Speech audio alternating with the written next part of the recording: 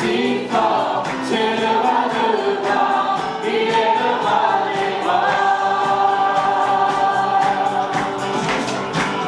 Il secoue la terre par son tonnerre, il nous émerveille par tant de mystères, c'est le roi de gloire, il est le roi des rois. Quelle grâce incomparable, quel amour infini, que tu aies pris ma part, que tu sois mort pour moi, tu as payé le prix, pour qu'enfin je sois libre. Oh, Jésus, je te chante pour ce que tu as fait. Il amène la paix dans la confusion, change les orphelins en fils et en filles. C'est le roi de gloire, il est le roi des rois. Il est sur les cœurs dans la vérité, brille comme le soleil de tout son éclat. C'est le roi de gloire, il est le roi des rois. Quelle grâce incomparable, quel amour infini, que tu aies pris ma part, que tu sois mort pour moi, tu as payé le prix, pour qu'enfin je sois libre. Oh, Jésus, je te chante pour ce que tu as fait. Quelle grâce incomparable, quel amour infini, que tu aies pris ma part, que tu sois mort pour moi, tu as payé le prix, pour qu'enfin je sois libre. Oh, Jésus, je te chante pour ce que tu as fait. Il est l'agneau immolé, il est le roi vainqueur sur la mort. Il est l'agneau immolé, il est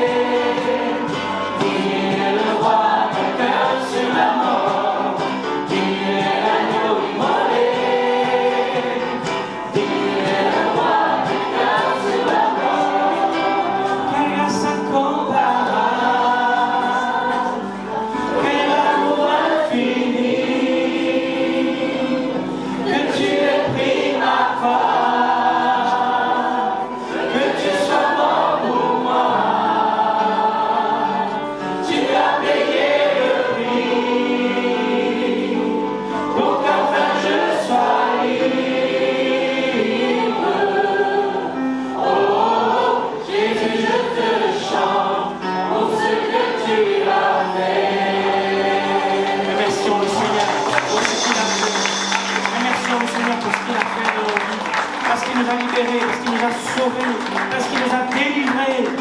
Remercie le Seigneur, ferme tes yeux et loue le Seigneur ce matin. Et commence par le dire, je te remercie Seigneur, parce que tu as fait des grandes choses dans ma vie. Je te remercie Seigneur, parce que tu n'as pas fini encore, parce que tu as encore des grandes choses à faire. Oh, loue le Seigneur ce matin, ouvre ton cœur et adore le Seigneur. Je n'ai qu'un désir, être près de toi et sentir tes voix. Père, tu as envoyé ton Fils bien-aimé pour quiconque croit.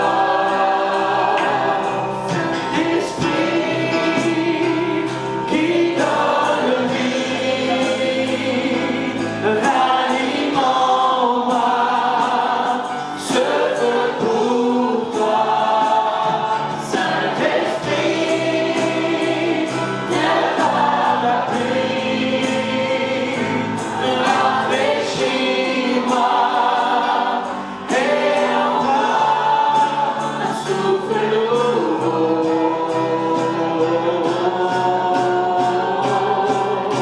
Un souffle nouveau.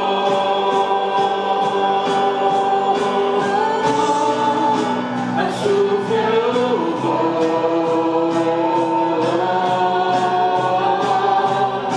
Un souffle nouveau.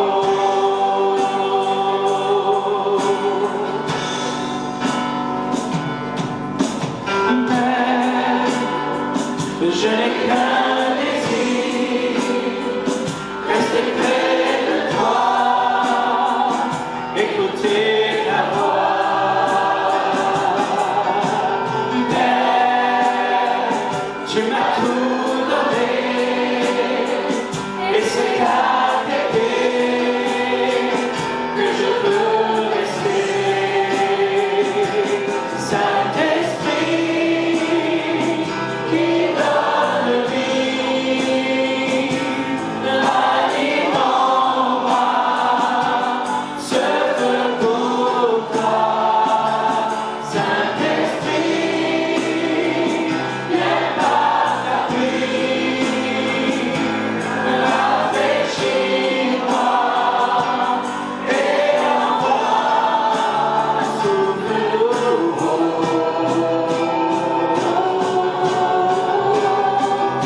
Un souffle nouveau.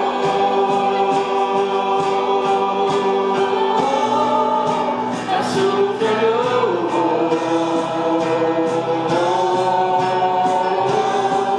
Un souffle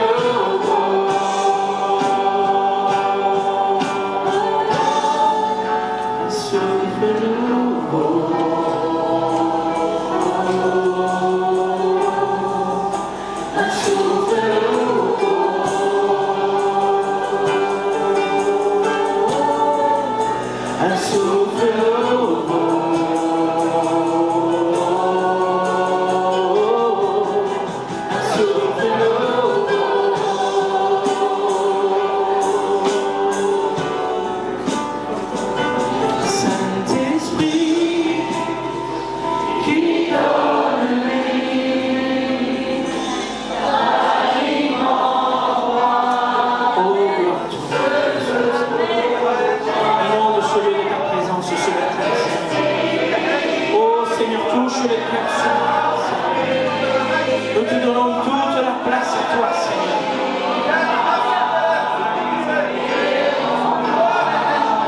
Un souffle nouveau. On chante doucement. Un souffle nouveau.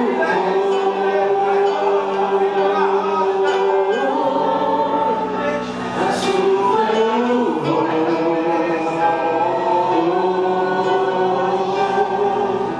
Un souffle nouveau.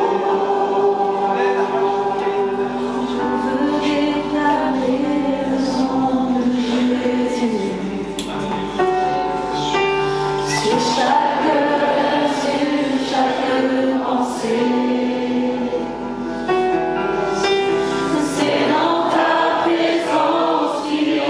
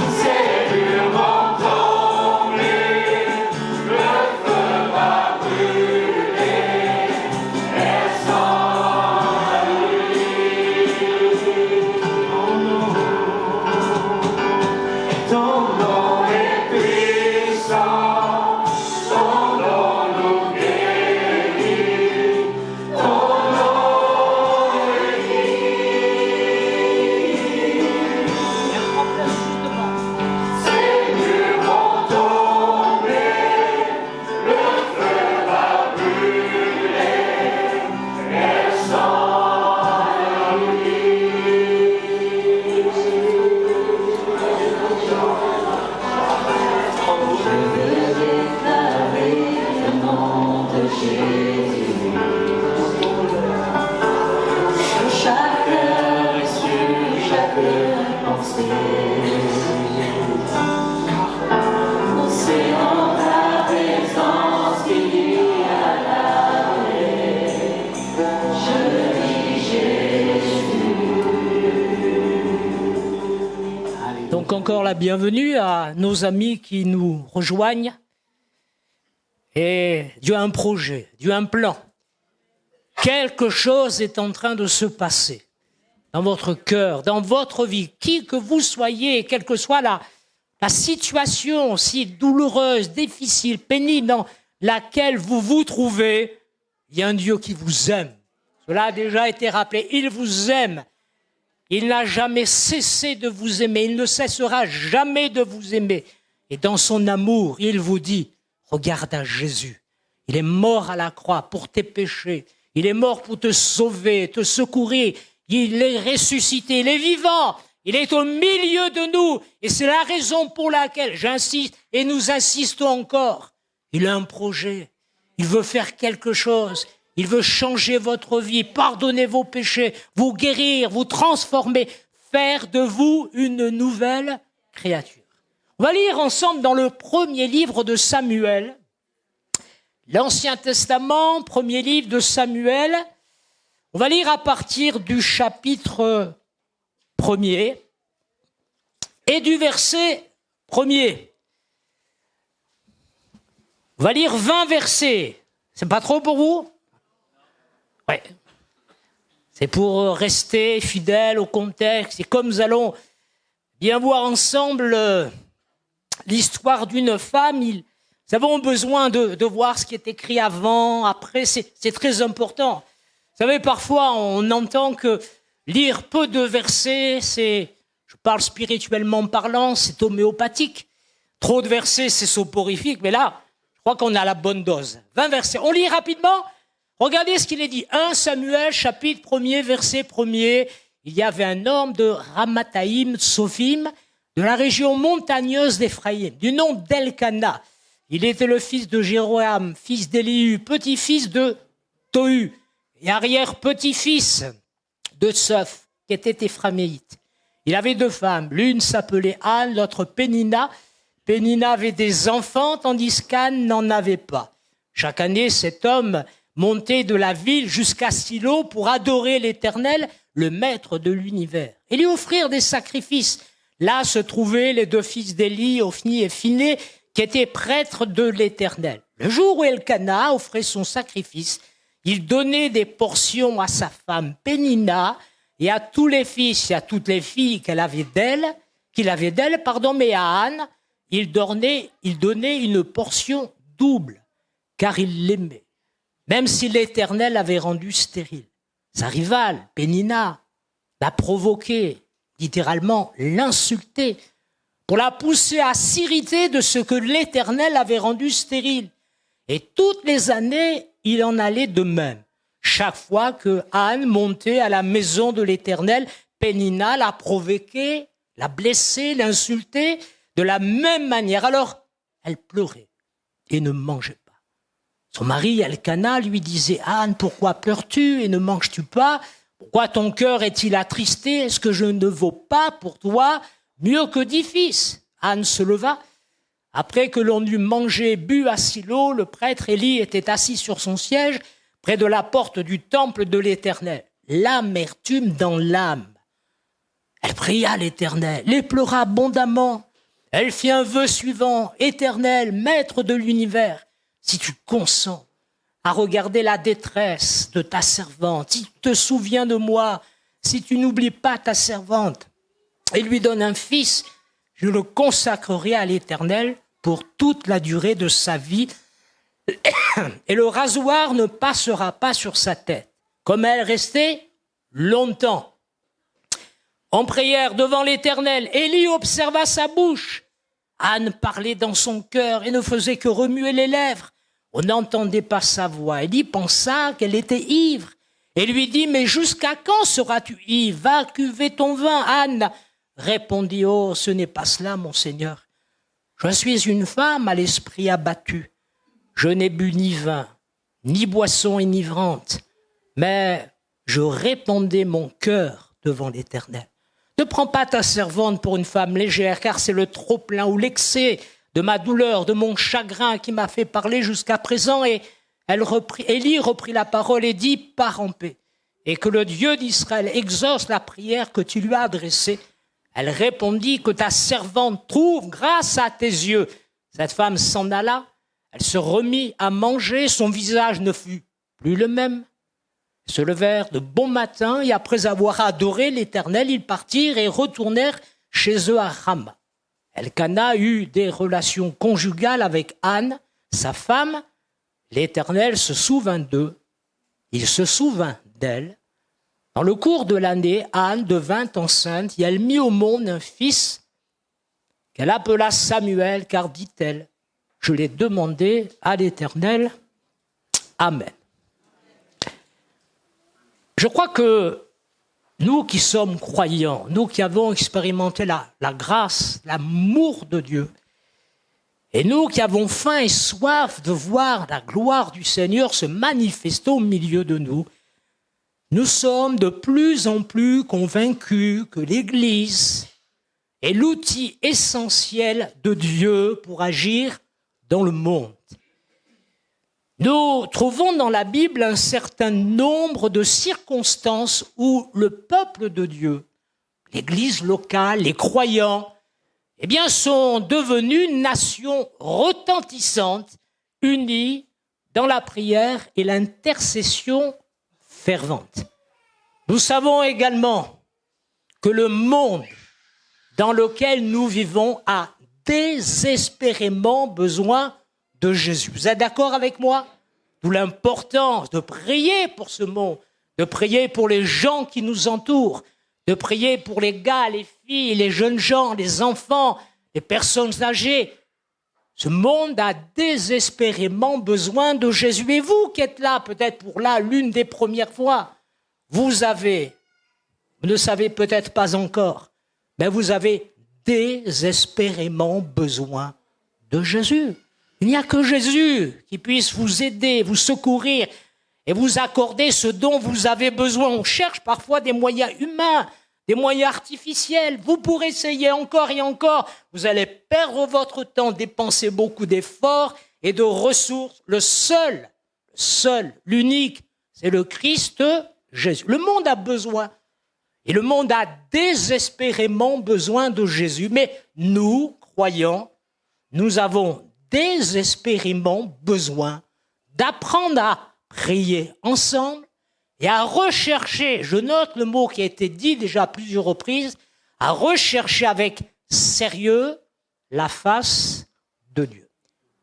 L'action de l'Esprit de Dieu, l'effusion de l'Esprit, le réveil authentique, un boom spirituel dans une assemblée, une multitude de gens qui viennent à l'Évangile, qui sont guéris, sauvés et délivrés, toutes ces bonnes choses qui sont le fruit de la bonne main de Dieu, de l'action de l'Esprit, toutes ces bonnes choses, ces bénédictions sont pour une Église retentissante. Vous savez qu'il y a des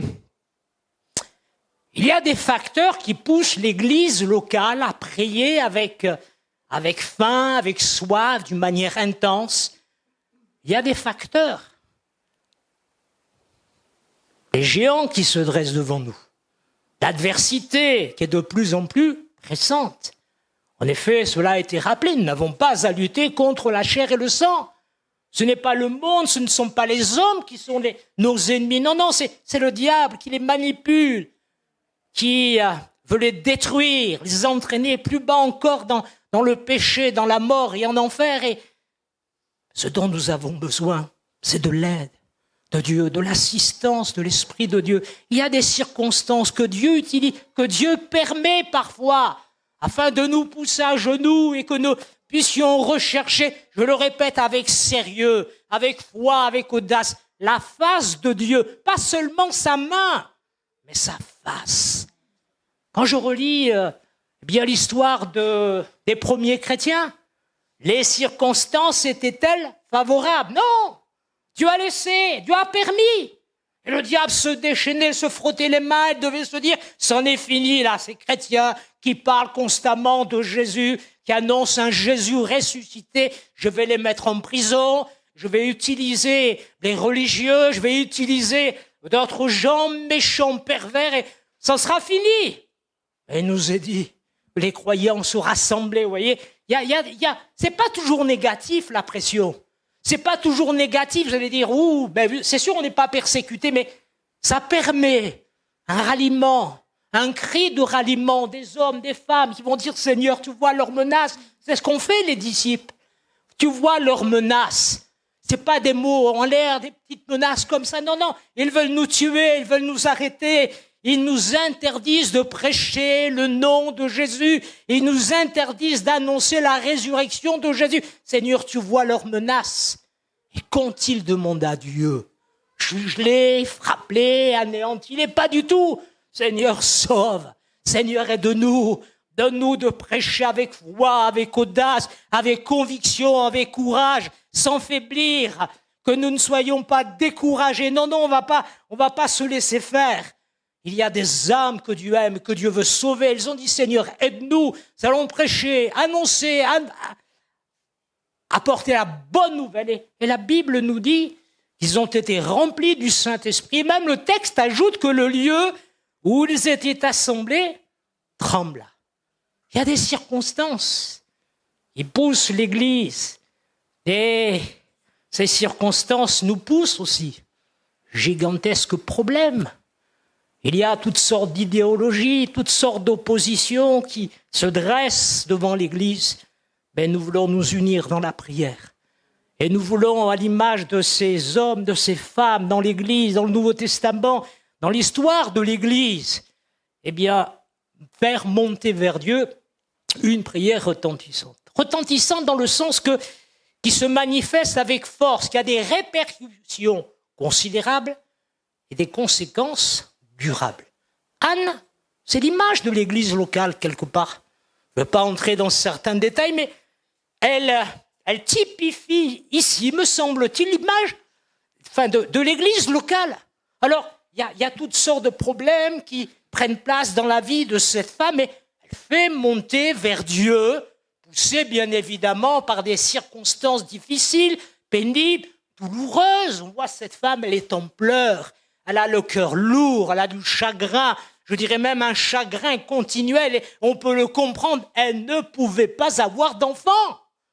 Des gens qui ne comprennent pas, mais même son mari, il me semble que, lui il a 2 femmes, c'était une tolérance à l'époque, il faut juste dire les choses, j'ai pas le temps de m'étendre, mais Jésus va remettre les pendules à l'heure en disant, mais au commencement, il n'en était pas ainsi.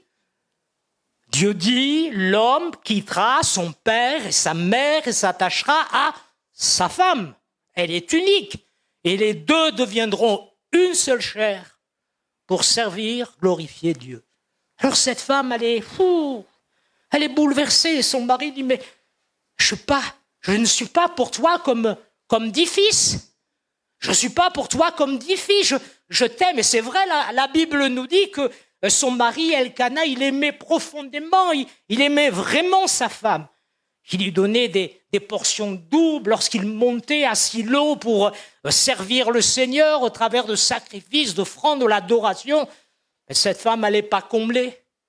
Voyez-vous, elle est pas comblée. C'est toujours un peu étrange, de voir que cette femme, elle vit dans un certain confort. Elle n'est pas seule, ce n'est pas une veuve qui est mise de côté, qui vit dans un petit cabanon isolé, qui n'a personne. Il y a toute une famille, il y a un entourage. Je dirais même, il y a une certaine abondance pour cette femme, croyez pas? Relisez attentivement le texte. Il dit que son mari prend soin d'elle. Il dit qu'il y avait d'autres personnes également. Et puis il y a un entourage spirituel. Et je crois que cette femme, sincèrement aimait Dieu. Et je crois que dans cette famille, hormis Pénina, on va y revenir dans quelques instants, mais on aime Dieu, on a de l'affection pour les choses de Dieu, on sait que c'est important, et c'est pas d'une manière religieuse, vous savez, comme on peut souvent se l'imaginer ou penser, pas du tout. Je crois qu'il y a de l'honnêteté, Et ces Juifs, eh bien, montaient à Silo parce qu'ils aimaient Dieu. Ils voulaient célébrer la gloire de Dieu. Et Pénina est imprégnée de cette culture, de cette vérité. Ah, dans son âme, il y a quelque chose qui ne va pas. Elle n'est pas, eh bien, dans une grande abondance, dans le sens que il lui manque pour elle ce qui est le plus important. Elle n'a pas d'enfant. Elle n'a pas d'enfant. Un jour, je me suis retrouvé dans une situation des plus embarrassantes. J'ai accueilli, reçu des personnes nouvelles, je crois qu'ils venaient de Côte d'Ivoire, je ne sais plus, je ne veux pas dire de bêtises, et les gens qui étaient installés, le mari avait trouvé un super boulot, et elle aussi.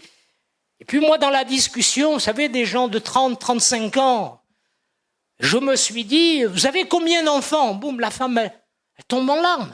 Oh là là, j'ai fait encore une bêtise. Vous savez, ça m'arrive, ça m'arrive de dire des bêtises. Et là, j'ai compris.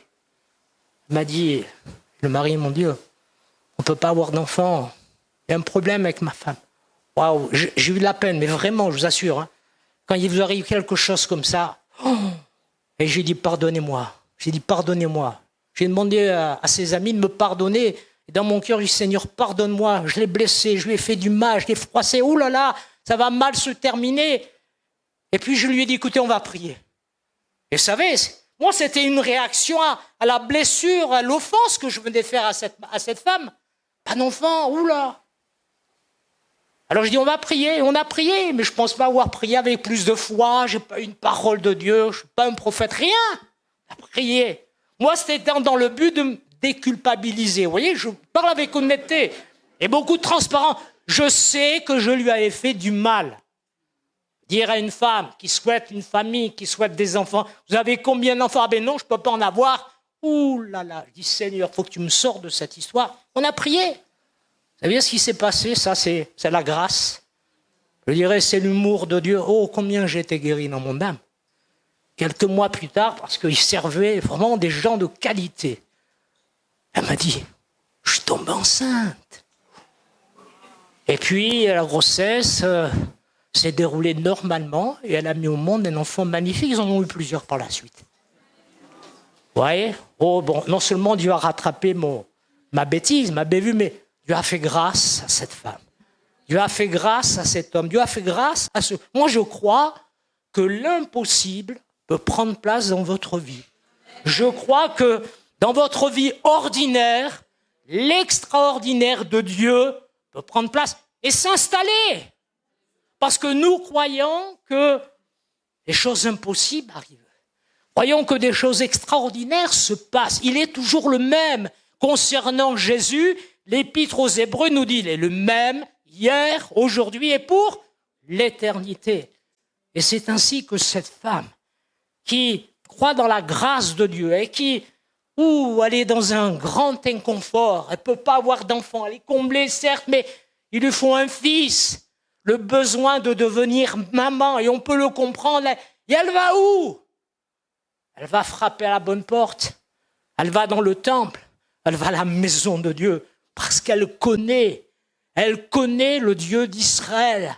Alors peut-être qu'actuellement, elle n'est plus trop dans le coup, parce que dans son cœur, on va le voir, il y a des choses terribles, il y a un combat, il y a de la souffrance, il y a des luttes. Mais elle va s'adresser au Dieu de la vie, au Dieu créateur de toutes choses. Et la Bible nous dit que cette femme a passé du temps dans la prière. Elle ne s'est pas contentée de l'environnement familial. Elle ne s'est pas contentée des biens que son mari pouvait lui donner. Elle dit, moi, je veux un enfant, je veux un fils. Et elle va dire, Seigneur, je fais un vœu, si tu me donnes un fils, je le consacre pour qu'il te serve. Elle nous a dit que même le sacrificateur, il n'y comprenait pas trop. Enfin, souvent, il n'était pas trop dans le coup et il n'a pas la révélation, il n'a pas le discernement, il croit qu'elle a bu, elle est ivre. Ils sont montés faire la fête. Non seulement il y a les sacrifices, mais peut-être que d'autres en profitaient pour faire la fête, je ne sais pas. Mais elle dit non, oh mon Seigneur, oh j'ai pas bu, je me suis pas enivré de vin. Non, je suis dans la tristesse, je suis abattu, je suis découragé. Elle dira même c'est l'excès et le trop-plein de ma douleur, de mon chagrin, qui m'a fait parler jusqu'à présent. Et là, le sacrificateur se sent repris. Alors cette femme épanche son âme. Une prière retentissante, une prière qui aura de l'impact, une prière qui aura des conséquences durables. Nous savons, nous l'avons lu, le fruit de sa prière, c'est Samuel, son fils. Et Samuel est devenu un prophète de Dieu, un homme de Dieu remarquable. Nous parlions dernièrement de David, mais rappelons-nous, Samuel, plus tard envoyé par Dieu, va venir toquer à la porte d'Isaïe en disant « Mais moi, je viens oindre le futur roi d'Israël. » Et puis finalement, après bien des péripéties, c'est le plus jeune qui s'approche, c'est David. Des conséquences durables, un impact formidable. Regardez une simple prière, un cœur qui s'ouvre devant Dieu, dans la présence de Dieu. Oh, non seulement cette femme est comblée, cette femme est bénie, cette femme a un enfant, pas seulement un, parce qu'elle aura 3 autres fils, et ensuite 2 filles, 5, 6, en tout ça fait 6. Mais Samuel, destiné pour sa vie personnelle, sa famille, mais pour tout Israël, pour le peuple de Dieu, et jusqu'à ce jour, une destinée. Ne vous contentez pas de ce que vous avez, de me dire, vous savez, moi, je suis un gars tranquille, je suis une femme tranquille, moi, il ne me faut pas grand-chose, un homme qui m'aime, ou pour une femme, avoir un enfant, d'accord, et puis un homme, va dire, moi, trouver une femme que j'aime, avoir un enfant, un petit boulot, ça me suffit, quoique aujourd'hui, c'est compliqué avec le droit à la paresse, mais ce que je veux dire, c'est que il y a des gens, ils vont se dire, bon, j'ai des problèmes, c'est difficile, j'ai des luttes, j'ai des combats, et puis pour d'autres, c'est des choses graves, des choses qu'on n'ose pas dire, des choses qui nous détruisent, qui nous font mal. Osez faire monter votre prière vers Dieu. Et je peux vous le dire, cette prière, elle aura de l'impact. Dieu, lui, sait déjà. Vous savez, vous ne pouvez rien lui cacher. Mais on vous a dit, Seigneur, tu vois ma peine, mon chagrin. Tu vois, Seigneur, je n'ai pas besoin de plus d'argent, d'une voiture plus luxueuse. Non. Mais tu vois au fond de mon cœur. Il y a des gens comme ça au milieu de nous. Peut-être une personne. Mais une personne qui en peut plus. Une personne qui parfois même s'est dit, mieux vaut en finir avec la vie. Ne te fais pas de mal. Écoute-moi bien. Ne te fais pas de mal. Dieu t'aime. Il a un projet. Ouvre ton cœur. Donne-lui cette prière qui jaillira jusque dans le cœur de Dieu. Vous avez remarqué, c'est une femme meurtrie, blessée, elle n'a pas d'enfant. Bien évidemment, nous l'avons souligné, mais il y a une femme méchante dans ce contexte familial. C'est des gens que nous rencontrons, non? Vous n'avez pas une Pénina dans votre famille, une Pénina peut-être dans votre quartier. Moi, j'en ai rencontré des gens comme ça. Des gens méchants. Des gens méchants. Vous savez, des fois, il y a des gens, ils ont un mauvais caractère. Moi, j'ai quelqu'un dans le voisinage. Mauvais caractère, quelqu'un, vous parlez avec lui paisiblement, il est gentil, serviable. Puis si vous êtes garé un petit peu trop vers sa place, mais vous savez, l'impression moi j'ai dit à mon fils, tu dis rien, tu réponds pas. Parce que le gars, il devient comme fou. Comme fou. Je parle avec lui, bonjour, ça va, on a pu échanger. Et puis le jour où vous lui prenez sa place, alors là, c'est la catastrophe, hein. Mais le jour où vous êtes trop près de sa voiture, vous voyez, il y a des gens comme ça, mais c'est leur caractère et ils ont besoin du Seigneur et de changer. Mais il y a des gens volontairement, ils vous font du mal. Et Pénina, c'est ce que la Bible me dit. C'est pas, vous voyez, comme je vous disais tout à l'heure, moi, involontairement, j'ai blessé quelqu'un, j'ai offensé. Non, elle, boum. Et à chaque fois qu'elle voyait Anne, elle lui disait, alors, il n'y a toujours pas d'enfant. Elle l'a provoqué. En tout cas, c'est la Bible nous dit, regardez comment le diable est vicieux. Il se sert de cette femme dont le cœur est rempli de méchanceté et de perversité. Et cette femme Pénina va voir Anne. Et alors, toujours pas d'enfant? En fait, elle le faisait volontairement pour pousser Anne à se détourner de Dieu, à se plaindre devant Dieu, à se détourner du Seigneur. Il y a des gens comme ça. Où est ton Dieu? Vous savez, moi je l'ai entendu dans des moments difficiles. Ah, alors là, quand tu parles de ce genre de choses, mais il est où ton Dieu? Il est où le Dieu vivant et vrai dont tu nous parlais à plusieurs reprises? Il est où? Il exauce la prière, il n'exauce pas la prière. Il est où ce Dieu dont tu nous y disais tant de bien, qu'il sauve, qu'il guérit? Il est où maintenant que tu es en grande difficulté? Ben, il est là où il a toujours été, dans le ciel, assis sur son trône, et peu importe ce qui se passe, il est celui qui agit, qui vit, qui se manifeste en son temps. Il fait toutes choses belles. Gloire à Dieu.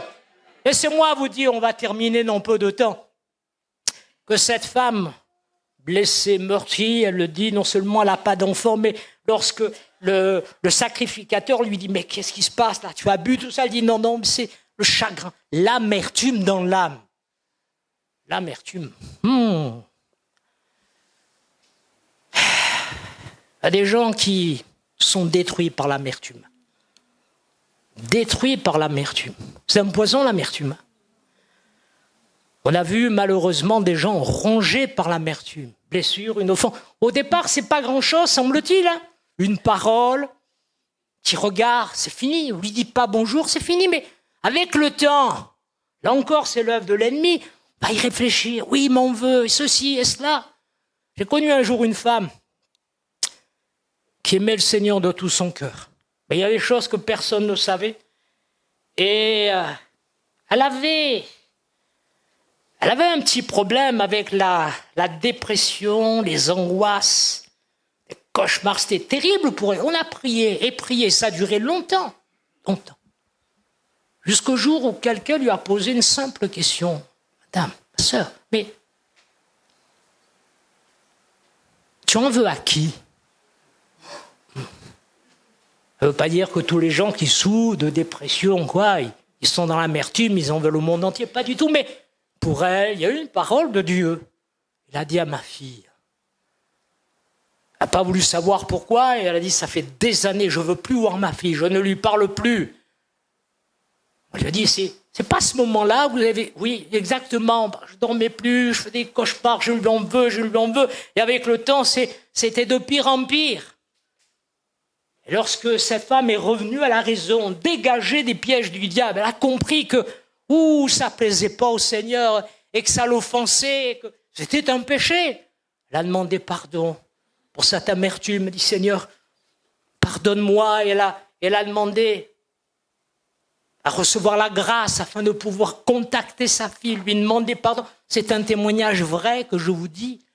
Une femme chrétienne qui aimait le Seigneur, mais dans une situation difficile parce que blessée, meurtrie.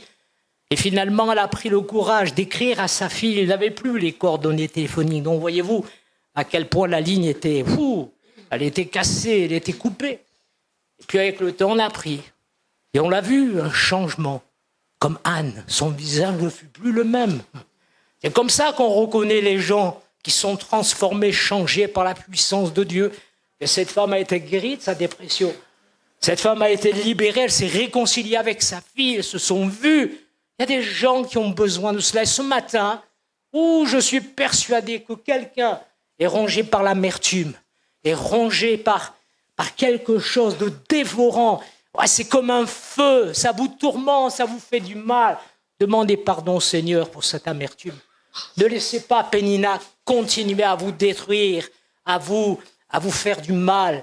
Et que vous puissiez dire, Seigneur, pardonne-moi, libère-moi, délivre-moi, afin que je puisse te servir de tout mon cœur. Vous savez, cette femme, Anne, avait un choix.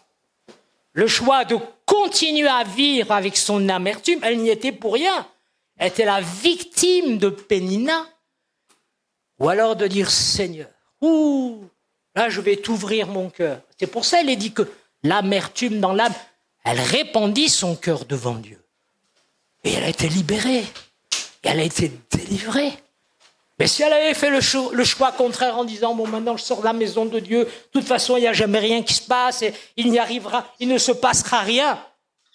Elle aurait, pardonnez cette expression, elle aurait avorté, spirituellement parlant, la destinée de Dieu pour elle, pour sa famille et pour son peuple. Waouh! elle aurait tout perdu. Mais elle a dit non, moi je vais rester. Il a dit, elle resta longtemps. Vous avez remarqué ça? Elle resta longtemps. C'est pas seulement une petite prière, un Notre Père, au revoir, la prochaine. Non, non. Elle resta longtemps.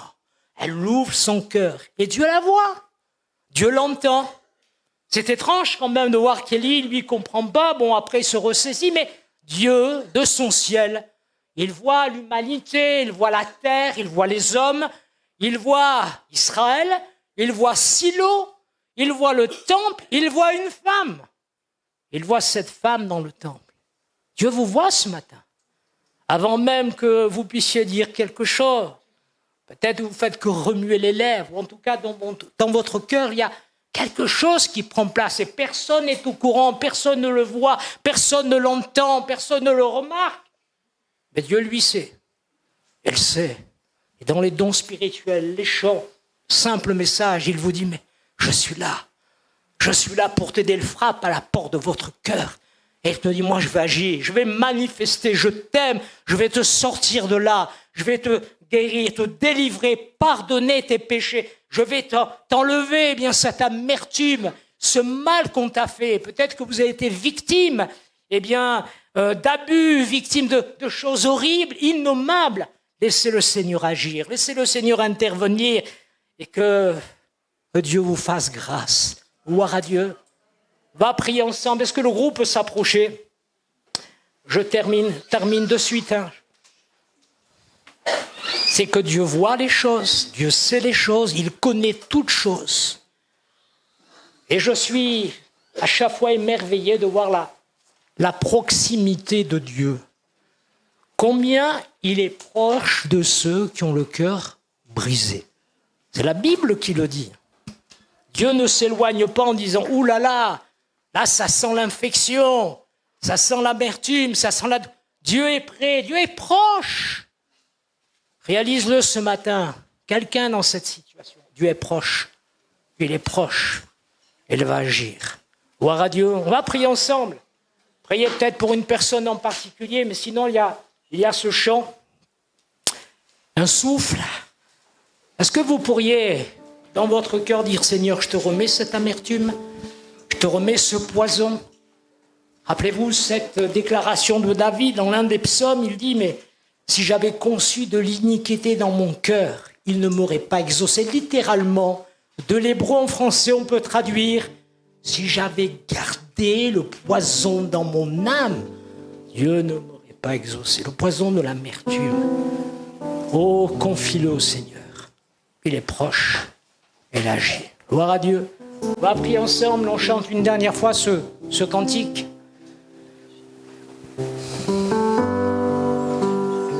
Oh, alléluia.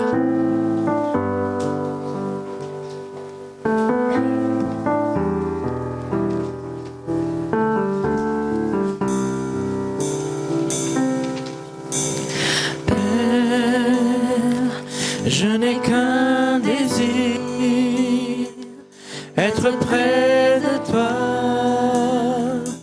et sentir tes bras.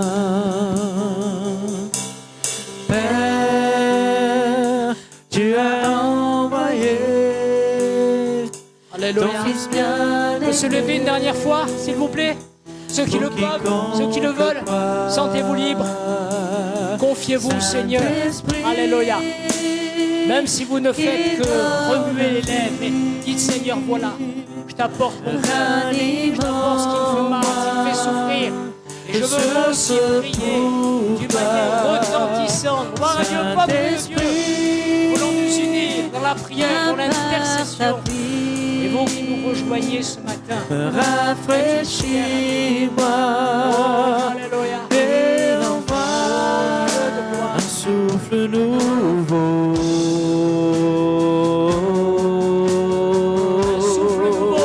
Un souffle nouveau. Alléluia, ensemble. Seigneur, envoie sur ma vie un souffle nouveau. Un souffle nouveau.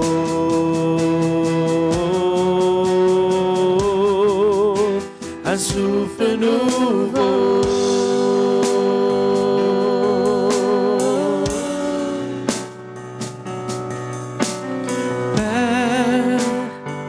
Je n'ai qu'un désir, Alléluia. rester près de toi, écouter ta voix.